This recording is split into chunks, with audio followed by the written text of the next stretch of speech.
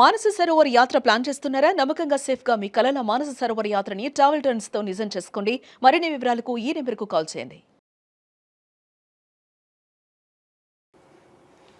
నమస్తే రమ్మగారు. నమస్తే చే రమ్మగారు, మంచి తమాషా కథ ఏదైనా ఉంటే ఒకటి చెప్పండి. పల్లెటూరు కథ చెప్తాం ఒకటి. ఓకే. పూర్వం ఒక పల్లెటూరులోనట ఒక రైతుకి 2-3 పిల్లలు ఉండేవాళ్ళు. అయితే వాళ్ళలో ఆఖరి వాడి పేరు సోములు. సోములు. అయితే ఈ సోములు ఏంటంటే వీడు చాలా తెలివైనవాడు, ధైర్య సాహసాలు ఉన్నవాడు. కానీ వాడు తన తెలివిని తన సాహసాన్ని ఎప్పుడూ ప్రదర్శించేవాడు కాదు. నిండుకుండా వీడి సంగతి ఎవరికీ తెలియదు అనేవాళ్ళు.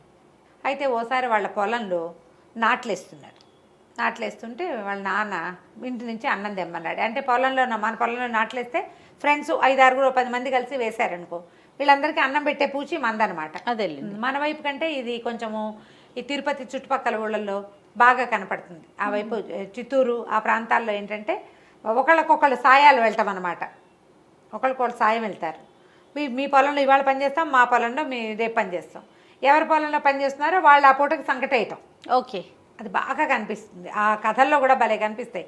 ఆయన పేరు నామిని సుబ్రహ్మణ్యం నాయుడు గారి కథల్లో బాగా కనిపిస్తాయి. ఈ కుర్రాడు ఏం చేశాడు, అంబలు గాయించుకుని వాళ్ళ అమ్మతోటి అంబలి దుత్త పుచ్చుకొస్తుంటే పొలంలో ఏదో చిన్న చెట్టు వేరు కాలికి తగులుకుని ముందుకు పడ్డాడు. పడేసరికల్లా మా అంబలి దుత్త పగిలిపోయింది.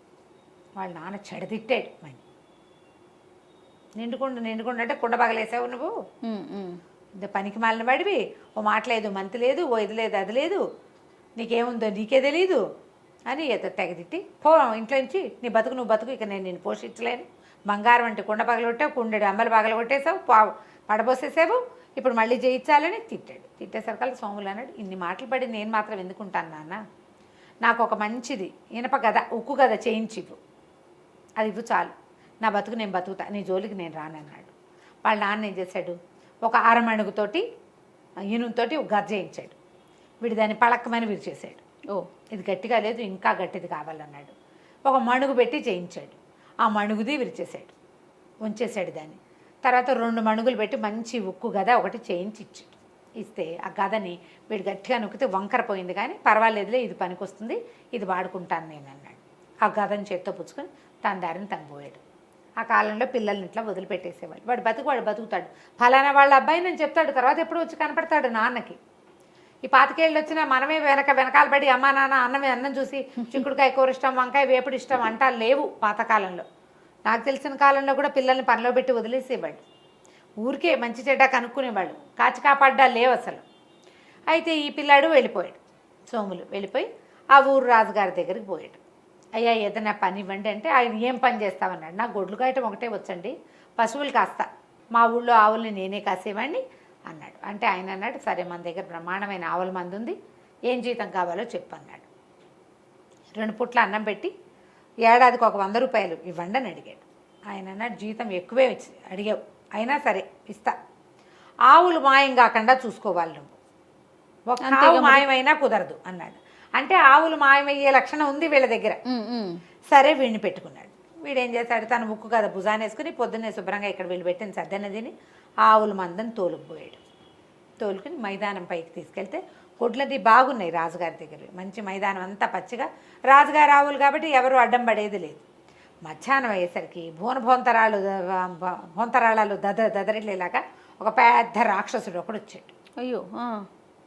వచ్చి ఎవడు రావాడు అని అరిచేశారు. కంగారు పడి వీడు ఏమన్నాడు, ఎందుకన్నా అట్లా గరుస్తున్నావు, చెవులు పగిలిపోయేలాగున్నాయి, నీకేం కావాలి చెప్పు అన్నాడు. నాకు ఏదైనా కావాలన్నాడు. ఎందుకు, ఒక మంచి ఆవు ఏదైనా కావాలా, తీసుకుంటావా ఆవుని, తీసుకుపో, అరుపెందుకు దానికి అంటే సరేనన్నాడు. సరేనని ఏం చేశాడు, ఈ మొత్తం ఉన్న ఆవుల్లో ఒక బ్రహ్మాండంగా బాగా కండపట్టి ఉన్న ఆవును ఒకదాన్ని పట్టుకుని అడవి తీగలు తెచ్చి దాన్ని తిరగేసి కింద పడేసేసి కాళ్ళు కట్టేశాడు. ఓకే. రాక్షసుడు కట్టేసి, అరే కుర్రాడు ఇట్రారా, దీన్ని ఎత్తి నా భుజం మీద పెట్టన్నాడు. అనేసరికల్లా కుర్రాడు అన్నాడు, అట్టేట ఎత్తుతానా, అట్లా ఎత్తలేను, నువ్వు ఓ పంచి ఈ 2 కాళ్ళకి మధ్యలో తలదూర్చు, తాళ్ళేసి కట్టేసావు కదా, తలదూర్చు, నేను మోపు చేసి పైకి లేవదీస్తా అన్నాడు. అనేసరికల్లా వీడేం చేశాడు, కాళ్ళకి 2టికి తాళ్ళు కట్టి వాటి మధ్యలో ఒక కర్ర పెట్టాడు. దాని మధ్యలోకి తల దూరిస్తే వీటితో లేవదీస్తాడనమాట. అదేలేండి. ఇది కొంచెం పాతకాలపు పద్ధతులు తెలిసిన వాళ్ళకి అర్థమవుతుంది ఇది ఎట్లా లేవదీస్తాడు అని. వీడేం చేశాడు, రాక్షసుడు ఇట్లా వంగి ఆ కర్రకిను ఆవుకి మధ్యలోకి ఇట్లా తలదూర్చంగానే మనవాడు ఏం చేశాడు, ఆ వంచుతూ ఉండగానే ఉక్కు కాదు ఉందిగా వీడి దగ్గర పెట్టి పడేయాలి మన తలకాయ పగలు కొట్టేశాడు. వాడు వంగాడు, చేతులు అవి ఏమి వాడు స్వాధీనంలో ఉండవు. మనుషులు వంగినప్పుడు ఎట్లా స్వాధీనంలో ఉంటుంది. అవును అవును. అక్కడి నుంచి తలకాయ కొట్టేసి పటాపటా నడ్డి మీద దెబ్బలు కొట్టేశాడు. కొట్టేసరికల్లా ఆవు మీదకి వేయించి పక్కకు పడిపోయాడు. వాడు మెడ విరిగిపోయి చచ్చిపోయాడు రాక్షసుడు. వీడేం చేశాడు, ముందు ఆవు కట్లోడు తీసేసి దాన్ని చరిచి భయం తీర్చి దాన్ని వదిలేశాడు. అక్కడి నుంచి ఈ రాక్షసుడి మెడ అక్కడ వీడికి చిన్న చిన్న కత్తులు లాంటి సాధనాలు ఉన్నాయి. ఈ ఆవులతో పాటు వెళ్ళేటప్పుడు పులులు వస్తే ఉంటాయని చిన్న చిన్నవి ఇచ్చారు అక్కడ వాళ్ళు, చిన్న సంచి లాంటిది. ఆ రాక్షసుడి కుత్తుకు కోసేసాడు. ఆ కుత్తుకని తీసుకెళ్ళి మెడని తీసుకుపోయి తలని చెట్ల గుబురులో దాచిపెట్టాడు. అక్కడి నుంచి పక్కన వాగు, నీళ్ళు ఉన్న వాగు ఉంది, ఓ పక్క అంతా కొంచెం మేటగా ఉంది.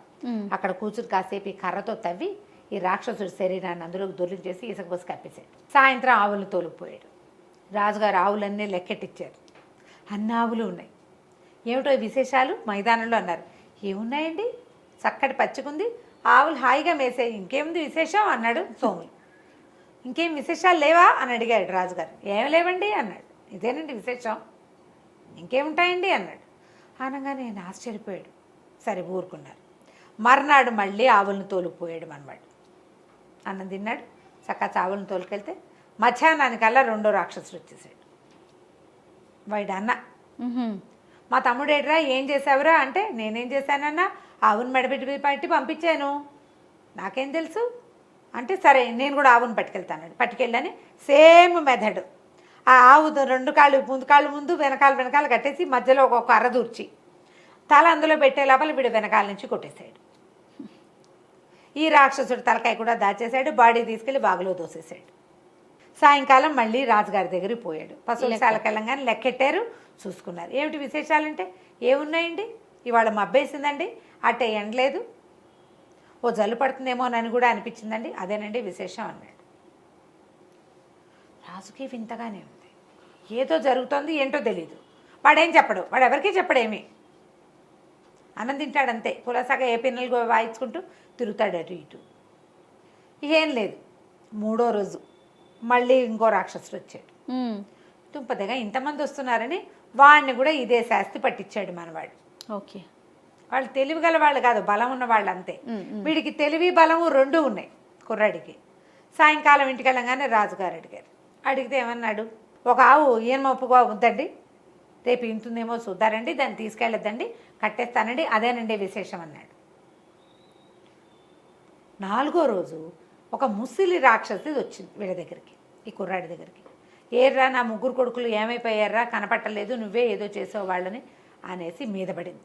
అది బక్కగా ఉంది, కానీ రాక్షసి పళ్ళు గిళ్ళు భయంకరంగా ఉన్నాయి, మిడిగుడ్లు. అక్కడి నుంచి మనవాడు ఏం చేశాడు, ఆ మీద పడింది అన్నదిటా మీద పడుతుంటే పక్కకి తప్పుకుని కింద పడేలాగా చేశాడు. తన ముక్కు గద పెట్టి ఆ మూసలు దాన్ని కాళ్ళు విరగొట్టేశాడు.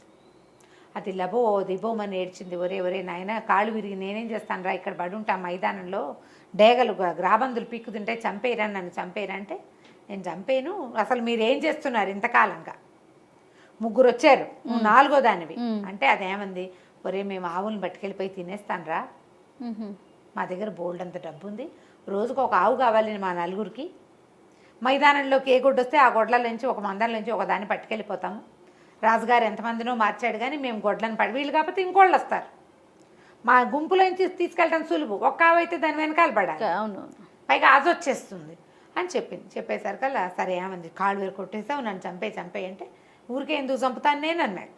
వాళ్ళు నన్ను చంపుతారని భయంతో చంపేశాను వాళ్ళని, నువ్వు నన్నేం చేయలేవు, ముసలిదానివి, నీ కాళ్ళేమో విరిగిపోయినాయి అనగానే, బాబు నీ పుణ్యం ఉంటుంది, ఇలా ముందుకెళ్ళు, అక్కడ పెద్ద గుహ ఉంది, గుహ తలుపు తీసుకుని లోపలికి వెళ్తే ఓ పెట్టె నిండా బంగారం, ఓ పెట్టె నిండా వెండి ఉందిరా, కావాలంటే అవి తెచ్చుకో, ఇంకా అక్కడ ఎవ్వరు లేరు, మేము నలుగురం అయిపోయాం కదా, నన్ను చంపేయి అంటే ఆ ముసలిదాన్ని కూడా కుత్తు కోసేసి దాచేశాడు. ముసలమ్మని బాడీ ఏమో వాగులోకి తోసేసి మట్టి పోసేసాడు, తలకాయని తీసిపోయి ఆ చెట్ల బుర్రలో దాచేశాడు. 4 తలలు ఉన్నాయి అక్కడ. వీడేం చేశాడు, వెండి బంగారం పోయి 2 పెట్టెల్లో ఉన్న వెండి బంగారం తెచ్చుకున్నాడు. ఇట్లా వెండి బంగారం తెచ్చుకున్నవాడు ఎవరికి చెప్పకుండా ఉంటాడా, ఎవరో ఒకళ్ళకి చెప్పేయాలి, చచ్చిపోతారు లేకపోతే. అవునవును. వాడు ఎవరితోటి మాట్లాడలే, చెప్పలా 5-6 రోజుల తర్వాత వీడు ఒక రోజు ఆవుల్ని తోలుకుని ఇంటికి వెళ్ళేసరికల్లా రాజుగారికి కనపడడానికి వెళ్ళాడు. కనపడడానికి వెళ్తే ఎవరు రాజుగారి దేవుడిలో వాకిట్లో ఆయన లేడు. సాయంత్రం ఆవులు వచ్చే వేళకి ఆయన నుంచునేవాడు. వాళ్ళు లేడు. లోపల నుంచి ఏడుపులు పెడబబ్బులు వినిపిస్తున్నాయి. పరిగెత్తుకుంటూ లోపలికి వెళ్ళాడు. ఏమైందండి అంటే ఒకడు 3 కన్నుల రాక్షసుడు ఇంకోడు ఉన్నట్టు ఆ ఊరికి రెండో వైపు. ఓహో. వాడు రాజకుమారిని ఎత్తుకుపోయాడు. వాడు ఏం చెప్పాడు, మీ వంటవాడికి ఇచ్చి రాజకుమారిని పంపించు, లేకపోతే నేను ఈ మొత్తం ఊరి మీద పడి విరుచుకు తింటానన్నాడు. ఇక ఏమీ చేయలేక ఇచ్చి పంపించాం. వంటవాడు రాజకుమారి పోయారు వాడి వెనకాల పడి. వంటవాడిని ఎందుకు పంపమన్నాడో తెలియదు. వండించుకోవడానికి ఏమో మరి బహుశా రాజకుమారినే వండిస్తాడా ఏం వండిస్తాడో తెలియదు. అక్కడి నుంచి కుర్రాడు అన్నాడు, సరేలే నేను చూస్తానని ఓ పక్క నుంచి బయలుదేరాడు. ఎక్కడున్నాడు, 3 కన్నుల రాక్షసుడు ఒకడున్నాడు. వాడి కోసమని ఉత్తరం వైపు గుహల వైపుకు వెళ్ళాడు. వెళ్ళేసరికల్లా బాగా వెళ్తే ఒక పెద్ద గుహ ఉంది. ఆ రాక్షసుడు ఆ గుమ్మలో కూర్చుని ఉన్నాడు. యువతల ఒక బండ మీద రాకుమారి కూర్చుని ఏడుస్తుంది. వంటవాడు మాత్రం రాజకుమారిని అక్కడి దాకా తీసిపోయి వీడు ఒక బండ వెనకాల దాక్కుని చూస్తున్నాడు. ఆ 3 తలల రాక్షసుడు చూసేసరికల్లా వీడు ఈ మన సోముల దగ్గరికి వెళ్ళాడు. వీడి దగ్గర ఉక్కు గద ఉంది కదా, ఆ గదతోటి దగ్గరికి వెళ్ళాడు. వెళ్ళేసరికల్లా వాడన్నాడు, ఎవడరా నువ్వెందుకు వచ్చావు, నాకు వంట ఉండేవాడు చాలు, నువ్వు అక్కర్లేదు, నువ్వు పశువులు కాసేవాడిలాగా ఉన్నావు అనేసరికల్లా వీడేం చేశాడు, ఈ ఉక్కు గద కాస్త వాడి మొహం మీద విసిరేసాడు. అయితే విసిరేసే సమయంలో ఏమైంది, వీడు బొక్క బొరలా పడిపోయాడు. అది బాగా బరువు ఉంటుంది కదా, దాన్ని టమ్మని వేసి భుజం మీద వేసుకోవాలి. కిందకి పడిపోయాడు. ముందుకు పడేసరికల్లా మోచేతి దగ్గర అంతా ఇట్లా చీరుకుపోయింది. రాకుమార్తె గబగబా పరిగెత్తుకుంటూ వచ్చి వీడెవడో తనని రక్షించడానికి వచ్చాడని పమిడి కొంగు పర్రం జించి చేతికి కట్టుకట్టింది. ఈ మొహానికి దెబ్బ తగిలేసరికల్లా రాక్షసుడు కాస్త ఢామని వెలకిలబడ్డాడు. మొహాన్ని తగిలేసింది, ఇట్లా పడిపోయాడు. పడేసరికల్లా ఏం చేశాడు, ఈ చేతి కట్టుకట్టించుకుని పరిగెత్తుకుంటూ వెళ్ళి తన గద ఎక్కడుందో తెచ్చి వాడి మొహం మీద చిత కొట్టేశాడు. ఒక చోట దెబ్బ తగిలిన చోటే మళ్ళీ కొట్టాలి, కొత్త చోట కొట్టకూడదు. ఎక్కడ దెబ్బ తగిలిందో అక్కడే కొట్టాలి. ఒక 5-6 దెబ్బలు తగిలేసరికల్లా రాక్షసుడు కాస్త చచ్చిపోయాడు. కుర్రాడు ఏం చేశాడు, ముక్కు గద భుజాన్ని వేసుకుని వంటవాడికి అమ్మాయి గారిని ఇంటికి తీసుకుపో, మరి నేను పడుకుంటాను, నాకు నిద్ర వచ్చేస్తోంది, పొద్దునుంచి ఎండలో ఉన్నాను అని చెప్పి వెళ్ళిపోయాడు. వాడికి రాకుమార్తె వ్యవహారం వాడికి ఏం అక్కర్లా, పని చేశాడు వెళ్ళిపోయాడు అంతే. వాడి పనులన్నీ అలాగే ఉంటాయి. అక్కడి నుంచి వంటవాడు ఏం చేశాడు, రాజకుమార్తెను వెంట తీసుకెళ్ళి ఏం చెప్పాడు రాజుగారికి. వాడికి ఏమర్థమైంది, సోములకి రాజకుమార్తె కావాలి, తనకు బహుమతి కావాలి, ఆ గోళలు లేవు. వాడు చెప్పడు. ఆ రోజు రాజుగారు ఏం ప్రకటించారంటే 3 కళ్ళ రాక్షసుడి నుంచి నా పిల్లని ఎవడు రక్షిస్తాడో వాళ్ళకి నా పిల్లని ఇచ్చి పెళ్లి చేస్తానన్నాడు. ఓహో. వీడది వినలేదు, వాడికి ఆసక్తి లేదు ఆ సోములకి. వాడు పోయాడు. ఈ వంటవాడు ఏం చేశాడు, నేనే రాక్షసుని చంపేశానండి అని చెప్పాడు రాజుగారికి. రాకుమార్తెని లోపల తీసుకువెళ్ళిపోయి సేద తీర్చారు. ఆవిడకి ఏదో అన్నం పెట్టి పడుకోబెట్టారు. వంటవాడేమో రాజుగారితో మాట్లాడాడు. అక్కడ రాజకుమార్తె లేదు. పొద్దున్న లేచేసరికల్లా వంటవాడితో మీకు పెళ్ళండి, రాకుమార్తెని పెళ్లి చేస్తానన్నాడుగా తండ్రి, ఎవరు రక్షిస్తారో వాళ్ళకి పెళ్లి చేస్తా, నేను రక్షించాను కాబట్టి పెళ్లి చేసేయండి అనగానే రాజుగారు మరి అన్నమాటకే కట్టుబడి వాడే తీసుకుపోయాడు 3 కళ్ళ రాక్షసుడి దగ్గరికి. వాడే అక్కడి నుంచి మోసుకొచ్చాడు వెనక్కి. సో వాడితో కాబట్టి ఇక పెళ్లి చేయాల్సిందేనని నిశ్చయించుకున్నారు. మర్నాడు పొద్దున అమ్మాయి గారి పెళ్లి అని అనౌన్స్ చేశారు. అక్కడి నుంచి రాజకుమార్తె ఏమో ఈ పని మనిషికి ఎవరికో చెప్పింది, కొంగ ఎందుకు చిరిపోయింది అమ్మగారు అని అడిగితే అదేనే ఆ కుర్రాడు ఒకడు నన్ను రక్షించాడు కదా, వాడి చేతికి కట్టానే అనేసరికల్లా ఈ చెలికెత్తపోయి వాడి దగ్గర చూసింది. వాడి చేతులకి గాయాలు లేవు, ఏమీ లేవు, చేతికి కట్టానంది ఆవిడే, ఇక్కడ కాదనమాట అని. అమ్మాయి ఏం చేసింది, మెల్లిగా దాని ప్రిన్సెస్లో అందరికీ ప్రచారం చేయటం మొదలెట్టింది. వీడు కాదు ఇంకోటి ఎవడో ఉన్నాడు, వాడి చేతికి దెబ్బ తగిలిందిట, రాకుమార్తె కట్టుకట్టిందిట, కొంగేమో చిరుగుంది, పర్రుని ఈ చివరి నుంచి ఆ చివరి దాకా చిరిగిందంటే వాడి చేయి సన్న చెయ్యి అయి ఉండదు, వాడెవడో బలశాలి. వంటవాడికి ఏం బలం ఉంటుంది, వంట చేసుకుంటాడు బోడిమొహం అని ఇలా చెప్తోంది. వీడికి వంటవాడి దిలాస ఏంటి, వాడు నిద్రపోతానని వెళ్ళిపోయాడంటే వాడికి లక్ష్యం లేదు. పైగా పశువుల కాపరి కంటే వంటవాడు నయం కాదు కొంచెం, కాబట్టి నాకే ఇచ్చి పెళ్లి చేస్తారనుకున్నాడు. అక్కడి నుంచి రాజు కాసేపటికి మొత్తాన్ని మధ్యాహ్నానికి ఎవరికైతే ఈ పిల్లనిచ్చి పెళ్లి చేయబోతున్నారో వాడు రక్షించిన వాడు కాదు అనేది తెలిసిపోయింది. ఒక చెలికత్తి వచ్చి వీడు కాదట కదండి, కానీ వాడితోటే మీ పెళ్లి చేస్తున్నారండి అని చెప్పింది. రాకుమార్తె హుటాహుటని పరిగెత్తింది తండ్రి దగ్గరికి. నాన్న వీడు కాదు, మా అబ్బాయికి దెబ్బ తగిలింది, వాడెవడో నాకు తెలియదు, వాడు ఎత్తుగా ఉన్నాడు, బలంగా ఉన్నాడు. దెబ్బ తగిలింది మోచే కిందంతా ఇదంతా దొక్కుపోయింది. నేను నా చీర కొంగు కట్టాను. వాడెవడో కనుక్కో, వాడికిచ్చి నన్ను పిలిచి వాడు నన్ను రక్షించింది. నేను చూస్తుండగానే గద పెట్టి కొట్టాడు వాడిని. ఓకే. వీడు ఊరికే నన్ను తీసుకొచ్చాడు నాన్న, తెచ్చిన వాడికి ఇచ్చి పెళ్లి చేస్తానని కాదు కదా నువ్వు చెప్పింది. వాడేమంటాడు, వాడు నేను తీసుకొచ్చా కదా అంటాడు. తీసుకొచ్చిన వాడు కాదు, రాక్షసుడిని ఎవడు చంపాడో వాడికి ఇచ్చి కాపాడినవాడు అనేసరికల్లా అప్పుడు అసలు ఎవరు ఈ దారిన వెళ్ళారు అని వాడిని ఎంత అడిగినా వంటవాడు చెప్పలేదు. నేనేనంటాడు. రాకుమార్తె కాదంటుంది. అక్కడి నుంచి ఎవరు వచ్చారు, ఎవరు వెళ్ళారు, అసలు ఈ దారి వెంబడి వెళ్ళిన వాళ్ళు ఎవరు అని ఎంక్వైరీ చేసేసరికల్లా ఒక 5-6 చెప్పారు. పశువులు కాచే సోములు ఇటు వెళ్ళాడు. వాడి భుజం మీద ఒక ఉక్కు గద ఉంది. ఈ పిల్ల చెప్పింది గద ఉంది వాడి దగ్గర అని.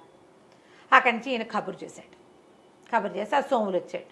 సోములు రాగానే ఈ పిల్ల ఈ అబ్బాయి నన్ను రక్షించిందని చెప్పేసింది రాకుమార్తె. ఆయన రాజుగారు అడిగాడు, ఏమిట్రా నాయన నువ్వే చేసావు అంటే, అవునండి. మరి చెప్పలేదు ఏమిట్రా? ఏముందంటే అందులో చెప్పడానికి, అందులో పెద్ద మ్యాటర్ ఏముంది? అమ్మాయి గారిని తీసుకుపోయాడు, పిల్లని పెళ్లి చేసుకుంటాడో చంపేసి వంట చేయించుకుంటాడో తెలీదు. మన దగ్గర గద ఉంది, ఓడి కొట్టాను, పడ్డాడు, చచ్చిపోయాడు. పెళ్ళి ఇంటికి చేరేదిగా, ఇంక మీకు చెప్పేందుకేముంది ఇందులో ఊరని అనేసరికి ఇదేమిట్రా, మరి ఇంతకుముందు కూడా ఏమైనా ఇలాంటివి జరిగాయంటే, జరగకేమండి బోళ్ళు జరిగాయి. 3 రాక్షసుల్ని వాళ్ళ అమ్మని చంపారు, అక్కడ పెట్టాను, కావాలంటే చూసుకోండి అన్నాడు. అక్కడి నుంచి నాకు వెండి బంగారం 2 పెట్టెలు ఏంటంటే ఆ రాజ్యానికి సరిపడా సంపద అది. ఓహో, మా ఇంట్లో ఉన్నాయండి అన్నాడు. మరి నువ్వు ఎందుకురా పశువు వృత్తి చేస్తుంటే, నా పని అదే కదండి, నాకు అదే వచ్చు, అందుకని నేను అదే చేస్తున్నాను. రాజుగారు ఆశ్చర్యపడి, నిండుకుండంటే ఇదే ఇట్లాగా. వాడికి డబ్బులు వచ్చినా వాడు తన పని మానలా, అంతే. ఎవ్వరికీ చెప్పాల, తనంత సాహసకార్యం చేసినా చెప్పలేదు. కనీసం రాజుగారికి వీడిని నేను చంపా, ఇదిగో మీ పిల్ల అని కూడా అప్పచెప్పల. అమ్మాయి సేఫ్గా వెళ్ళింది, నాకు అంతే చాలు అన్నాడు. రాజుగారు చాలా సంతోషించి ఆ సోముల్ని తన అల్లుడిని చేసుకున్నాడు. సోములు వాళ్ళ నాన్న ఆశ్చర్యపోయాడు, అప్రయోజకుడు అనుకుంటే వీడు ఇంత ప్రయోజకుడు అయ్యాడు అని.